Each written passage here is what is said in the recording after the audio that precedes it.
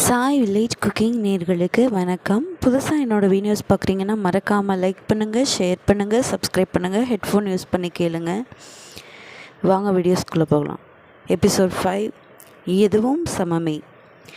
அது ஒரு காடு. எங்கு நோக்கினாலும் அடர்த்தியான மரங்களும் புதர்களும் தான் அங்கு தென்பட்டன. அந்த காட்டினூடாக நடந்து செல்கிறார் ஒரு குரு. உடன் சீடர்கள் அனைவரும் மௌனமாக சென்று கொண்டிருக்கின்றனர். காட்டை தாண்டியதுமே மணல்வெளி தென்பட்டது.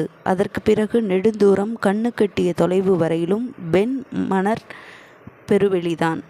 சூரியன் உஷ்ணமாக காய்ந்து கொண்டிருக்கிறான். ஒதுங்குவதற்கு ஒரு துளி நிழல் கூட அங்கு இல்லை.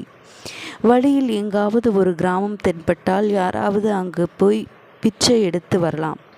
அதை எல்லோரும் பகிர்ந்து உண்ணலாம். ஆனால் எந்த கிராமமும் வழியில் ஏற்படவில்லை. தாகத்திற்கு தண்ணீராவது குடிக்கலாம் என்றால் வழியில் எந்த ஒரு நீர்நிலையும் தென்படவில்லை. பொழுது சாய்ந்தது, இருட்டியும் விட்டது.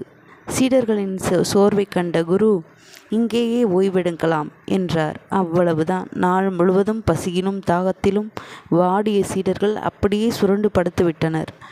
குருதான் உறங்கச் செல்லும் முன்பாக வழக்கப்படி மண்டியிட்டார். தியானம் செய்தார். கடைசியாக, இறைவா, இன்று தாங்கள் அடித்த அன்னத்திற்கு எங்கள் நன்றி என்றார்.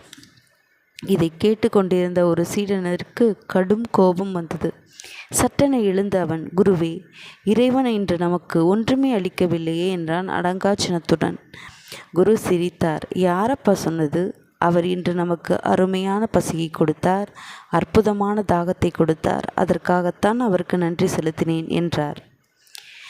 இன்பமும் துன்பமும் வாழ்க்கை என்ற நாணயத்தின் இரு பக்கங்கள். ஒன்றை மட்டும் ஒப்புக்கொண்டு மற்றதை மறுக்க முடியாது என்றுணர்வதே ஞானவான்.